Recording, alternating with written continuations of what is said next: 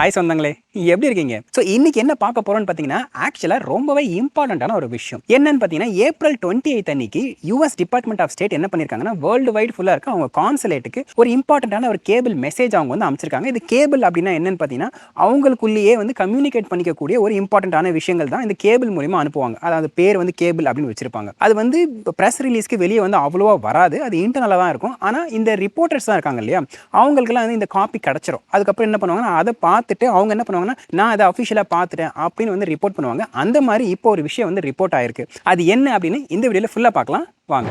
இப்போ ஒருத்தங்க வந்து விசா இன்டர்வியூக்காக கான்சுலேட்டுக்கு போறாங்கன்னு வச்சுக்கோங்களேன். அங்க இவங்க இந்த 2 கொஸ்டினை கேட்க போறாங்க. இதுக்கப்புறம் எல்லாருக்கும் ஓகே, அது என்ன கொஸ்டின் அப்படின்னு பார்த்தீங்கன்னா, இந்த ஸ்க்ரீன்ல காமிக்கிற இந்த 2 கொஸ்டின் வந்து அவங்க கேட்க போறாங்க. Have you experienced harm or mistreatment in your country of nationality or last habitual residence? Question number 1. Question number 2 வந்து, do you fear harm or mistreatment in returning to your country of nationality or permanent residence? இந்த 2 கொஸ்டினுக்குமே ஆக்சுவலாக யாராவது வந்து S அப்படின்னு சொன்னாங்கன்னா இமீடியட்டாக அவங்க visa எந்த கேட்டகரியாக இருந்தாலும் எந்த ஒரு கேஸாக இருந்தாலும் அதை டினை பண்ணிடுங்க அப்படிங்கிற மாதிரி இன்ஸ்ட்ரக்ஷன்ஸ் கொடுத்துருக்காங்களாம். சரி, இதுக்கு நோன்னு சொன்னால் மட்டும்தான் அவங்க வந்து அதுக்கு அடுத்தபடியாக மற்ற கேள்வியெல்லாம் கேட்டு அதுக்கப்புறம் விசா அப்ரூவ் பண்ணுமா டினை பண்ணுமா அப்படிங்கிற அந்த விஷயத்தை அவங்க வந்து பார்க்க போகிறாங்க.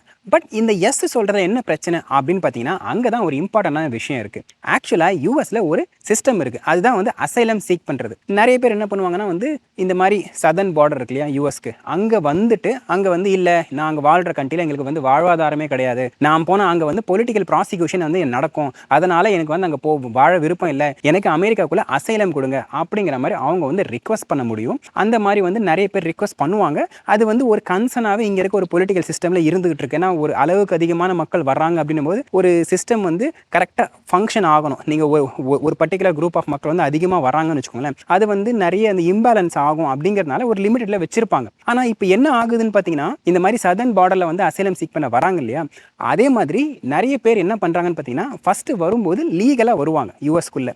ஏதோ ஒரு வீசாவில் அவங்க வந்து ஒர்க் வீசாலையோ இல்லை வந்து விசிட்டர் வீசாலையோ ஏதோ ஒரு வீசாவில் வந்து லீகலாக வருவாங்க. வந்துட்டு அவங்க என்ன பண்ணுவாங்கன்னா திரும்பி போகாமல் இங்கேயே தங்கிடுவாங்க. அந்த மாதிரி வந்து ஒரு சில நேரத்தில் ஒரு சில வீசா கேட்டகரிஸ் வந்து எக்ஸ்டெண்ட் பண்ண முடியாது அப்படின்ற சிச்சுவேஷனில் இருக்கும்.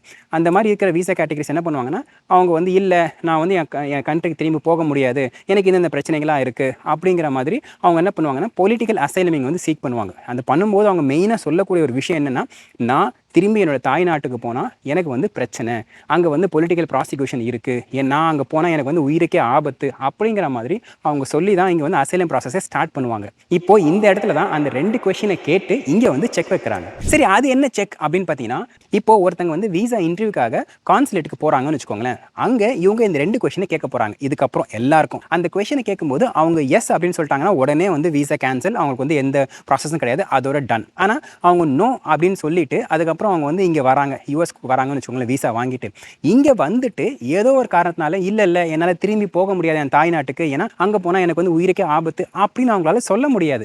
ஏன் அப்படின்னு பார்த்தீங்கன்னா, ஃபஸ்ட்டு அவங்க வந்து கான்சுலேட்லேயே இந்த மாதிரி எதுவுமே இல்லை நோ அப்படின்ற அந்த கொஸ்டினுக்கு ஆன்சர் பண்ணிட்டு தான் அந்த விசாவை வாங்கிட்டு தான் அவங்க அமெரிக்காவுக்குள்ளே வராங்க.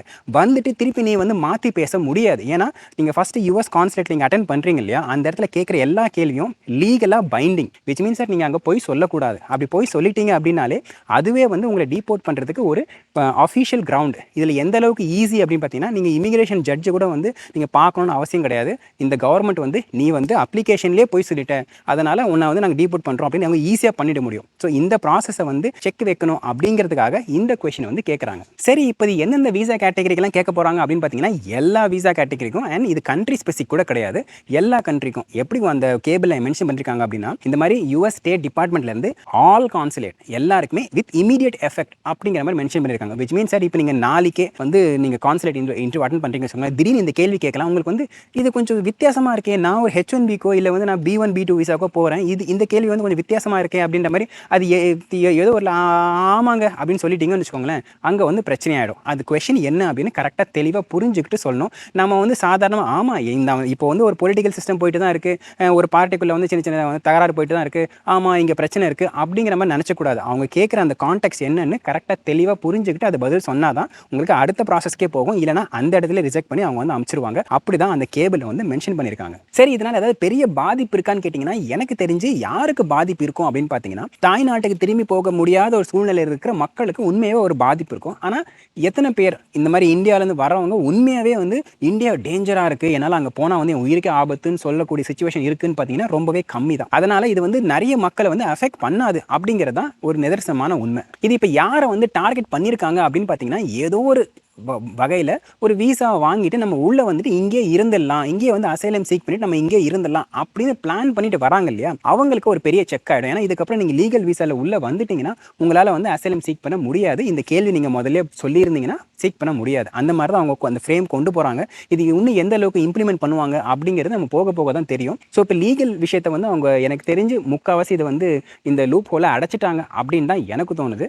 இதில் உங்களுக்கு ஏதாவது மாற்று கருத்து இருந்தால் தாராளமாக அதை வந்து கமெண்ட் செக்ஷனில் சொல்லுங்கள். ஆனால் இதுவே வந்து இப்போ லீகலாக சதர்ன் பார்டரில் வந்து அவங்க வந்து உள்ள அசைலம் சீக் பண்ணுறாங்க இல்லையா, அந்த கேசஸ்க்கு அவங்க எப்படி ஹேண்டில் பண்ணுறாங்க அப்படின்றது அது வேறு கேட்டகரி. அதனால் அது வந்து வேறு இதில் பார்ப்போம். ஸோ இந்த கேபிள் இன்ஃபர்மேஷனை பொறுத்த வரைக்கும் அந்த அளவுக்கு நம்ம வந்து வரி பண்ண தேவையில்லை அப்படிங்கிறது என்னோட ஐடியா. இது யாருக்கு வரி பண்ணுற மாதிரி இருக்குன்னா, இதுக்கப்புறம் வந்து நான் முதல்ல சொன்ன மாதிரி லீகல் வீசா வாங்கிட்டு இங்கே வந்து அசைலம் சீக் பண்ணலாம் அப்படின்னு பிளான் பண்ணிட்டு இருக்கவங்களுக்கு தான் ஒரு பெரிய பேர் அதிர்ச்சியாக இருக்கும். ஆனால் மற்றவங்க எல்லாருக்குமே வந்து நார்மல் ப்ராசஸாக இருக்கும். நீங்கள் அட்டன் பண்ணும்போது நீங்கள் 10 கேள்வி கேட்கும்போது இதையும் 2 கேள்வியை கேட்பாங்க. அதையும் நீங்கள் வந்து கரெக்டாக வந்து நோ அப்படின்னு பதில் சொல்லிட்டீங்கன்னா உங்களுக்கு எந்த ஒரு பிரச்சனையும் இருக்காது. அவ்வளவுதான் அப்படிங்கிறது என்னோட கருத்து. அண்ட் இதை பத்தி நீங்க என்ன நினைக்கிறீங்க அப்படின்னு சொல்லிட்டு கமெண்ட் செக்ஷன் சொல்லுங்க. அது மட்டும் இல்லாம இதுல வேற ஏதாவது பாயிண்ட் நான் மிஸ் பண்ணிருக்கேன் அப்படின்னு நீங்க நினைச்சாலோ, இல்ல நான் சொன்ன பாயிண்ட்ல வந்து ஏதோ மாற்று கருத்து இருந்தா தாராளமா அதையும் வந்து கமெண்ட் செக்ஷன் சொல்லுங்க, தெரிஞ்சுக்கலாம். அண்ட் இதே மாதிரி இன்னொரு வீடியோ சந்திக்கிறேன். அது வரைக்கும் thank you, take care, bye bye. And சொந்தம் தொடர சப்ஸ்கிரைப்.